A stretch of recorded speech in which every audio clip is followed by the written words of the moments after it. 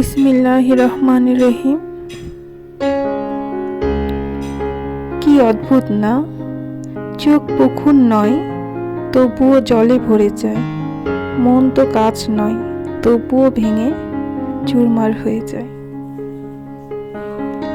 আসসালামু আলাইকুম ভিউয়ার্স, কি অবস্থা, কেমন আছেন?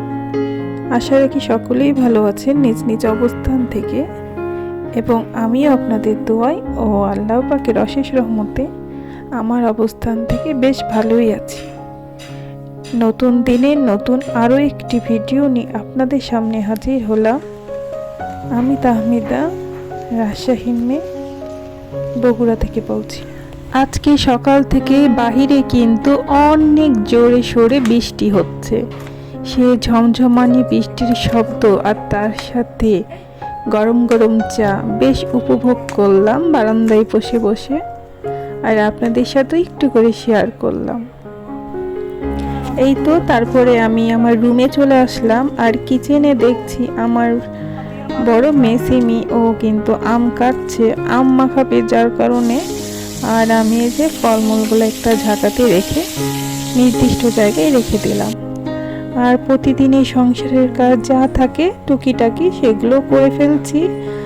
আর আজকের ভিডিওতে আমি শেয়ার করব ভাড়া বাসার ছোট্ট বেসিনটাকে কিভাবে অর্গানাইজ করে রাখা যায় সুন্দর করে। আসলে দেখা যায় ডাইনিংয়ে খাবার খাওয়ার পর বা সকালে মুখ ধোয়ার সময় বা যে কোনো সময় আমরা বেসিনের কাছে সব সময় আসি, আর সব সময় আমাদের বেসিনটা দরকার পড়ে। আর এই বেসিনটাকে যদি একটু সুন্দর করে মার্জিত করে আর মানে রুচিসম্মত করে যদি গুছিয়ে না রাখি তাহলে কিন্তু ভালোই লাগে না।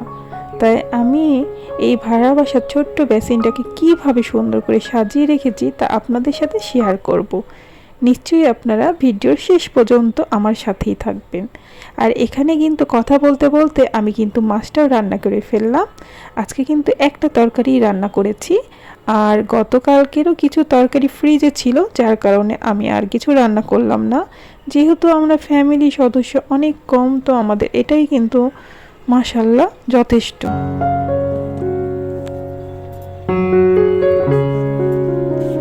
এই যে আমার বেসিনের কর্নারটা কিন্তু আমি এখন পরিষ্কার করে নিচ্ছি।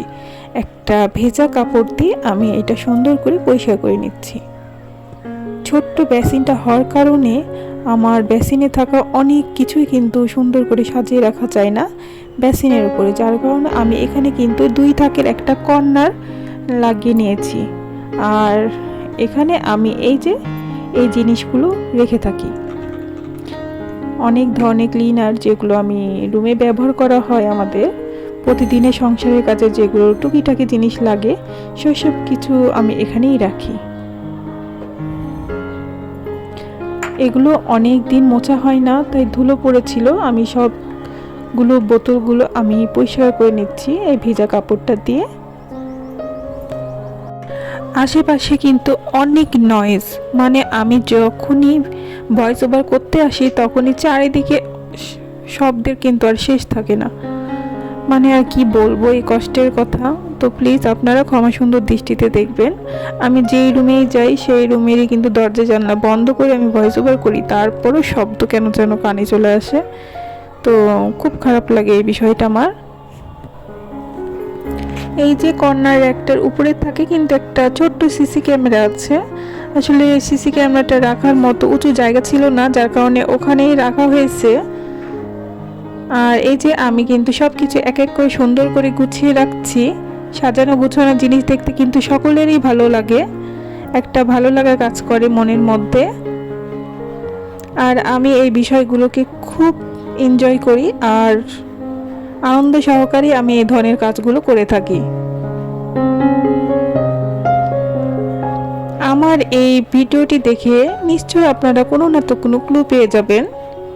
আসলে যারা আমাদের মতো ভাড়া বাসায় থাকে, ছোট্ট বেসিন, তার সাথে দেখা যায় যে রাখার কোনো স্পেস নেই, তারা কিন্তু এভাবে একটা র্যাক লাগিয়ে আপনারা সুন্দর করে যে কোনো টুকিটাকি জিনিসগুলো এক জায়গাতে অর্গানাইজ করে রাখতে পারি। এতে কি হয়, জিনিসগুলো এক জায়গাতে থাকে আর নির্দিষ্ট জায়গা থেকে খুব সহজেই আমরা পেয়ে যাই, যে কোনো কাজের সময় দেখা যায় খুঁজতে সমস্যা হয় না।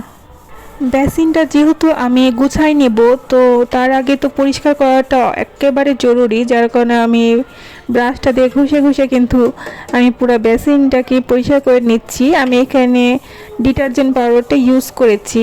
আমাদের বগুড়ার পানি কিন্তু ভালো, কোনো আয়রন নেই, যার কারণে কিন্তু সবসময় হারপিক ইউজ না করলেও চলে, মাসে 2বার 1বার কিন্তু ইউজ করলেই হয়ে যায়। তাছাড়া কিন্তু আমি সবসময় হুইল পাউডার দিয়েই বেসিনটাকে পরিষ্কার করে নেই।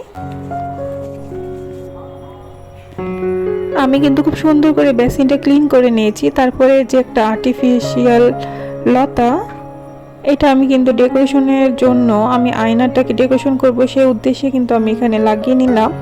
তো দেখেন কত সুন্দর দেখায়, আমার কাছে তো কিন্তু খুবই ভালো লাগে। মাঝে মধ্যে মনে হয় যে একটা রিয়েল লতা।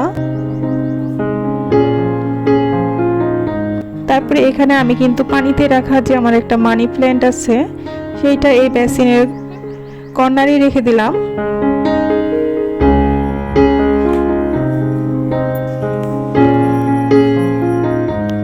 বেসিনের কাছে কিন্তু একটা রিয়েল প্ল্যান্ট না থাকলে একদমই ভালো লাগে না। আমি কিন্তু যে কোনো জিনিস সাজানোর সময় সব জায়গাতে আমি একটা রিয়েল প্ল্যান্ট রাখার চেষ্টা করি। আচ্ছা, আমি যে একটা ছাঁচের গ্লাস কিনেছিলাম, সেখানে কিন্তু এই যে আমি আমার ব্রাশ আর টুথপেস্ট এগুলো এখানে রেখে দিব। এইভাবে ব্রাশগুলো রেখে কিন্তু ভালোই লাগছে দেখে, খারাপ না।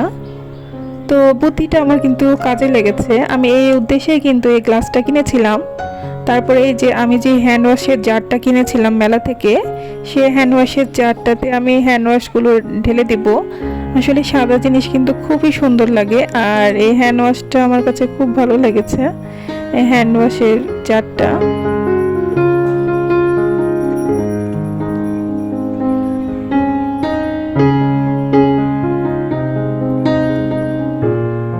আর এখানে আমি একটা আর্টিফিশিয়াল ছোট্ট একটা কিউট, মানে কি বলবো, টব এখানে আমি রেখে দিলাম।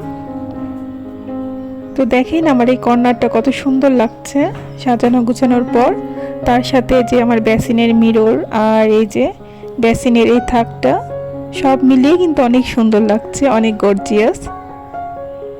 আমার এই ছোট্ট সাধারণ সাদা মাটা বেসিনটা কিন্তু অনেক অসাধারণ লাগছে, শুধু একটু ডেকোরেশনের কারণে।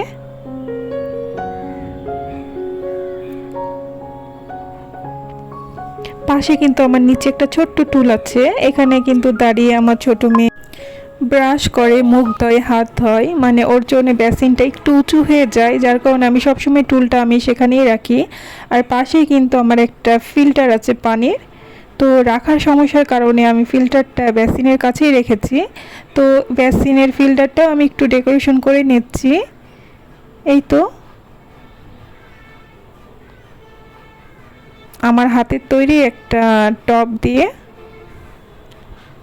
আর্টিফিশিয়াল এই যে প্ল্যান্টটা দিয়ে আমি এটা ডেকোরেশন করে নিব। এই গাছটা কিন্তু আমার অনেক পছন্দের, ছোট্ট ছোট্ট ডালিম গাছটাতে ধরে আছে, দেখে একদম মাঝে মধ্যে রিয়েল রিয়েল ভাব লাগে, আমার কাছে তো অনেক ভালো লাগে। এখন পর্যন্ত যেই সকল আপু ও ভাইয়ারা আমার এই ভিডিওটির সাথেই আছেন, আশা রাখি আমার ভিডিওর কোনো একটি অংশ আপনার কাছে ভালো লেগে গেছে। আর এই ভালো লাগা থেকে আপনার কাছে আমার একটাই অনুরোধ, প্লিজ আমার এই ভিডিওটিতে একটি লাইক দিয়ে দিবেন। তারপরে ভিডিওর শেষে যে আমার এই চ্যানেলটি সাবস্ক্রাইব করে আমার চ্যানেলের পাশেই থেকে যেতে পারেন। আর প্লিজ আপনারা সুন্দর সুন্দর কমেন্ট করবেন, আপনাদের সুন্দর কমেন্ট কিন্তু আমাকে নেক্সট ভিডিও তৈরি করতে অনেক উৎসাহ জাগায়। আর আমার এই ভিডিওটি কিন্তু টেনে টেনে না দেখে পুরো দেখার চেষ্টা করবেন। আমার এই আধা ঘন্টার ভিডিওটা কিন্তু কেটে ছেটে আমি 11 মিনিটের করেছি, তাই প্লিজ আপনারা পুরো ভিডিওটি দেখার চেষ্টা করবেন।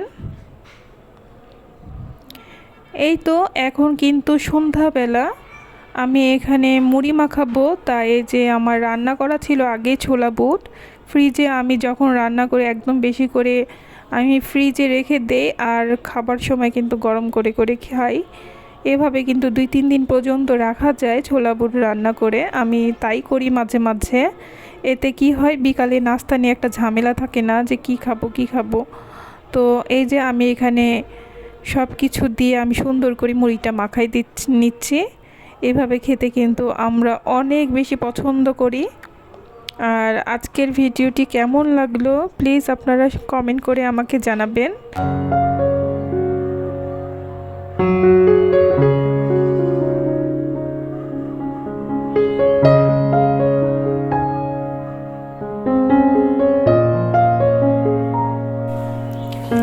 এখানে সব কিছু একসাথে মাখায় নিব, নেওয়ার পরে কিন্তু শেষে যে আমি মুড়িটা অ্যাড করব।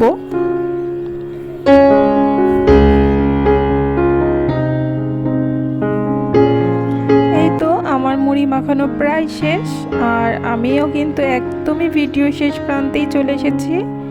সকলেই ভালো থাকবেন, সুস্থ থাকবেন, নিরাপদে থাকবেন এবং আমাদের জন্য অনেক বেশি দোয়া করবেন। আমিও আপনাদের জন্য মন খুলে দোয়া রাখবো। আসসালামু আলাইকুম, আল্লাহ হাফেজ।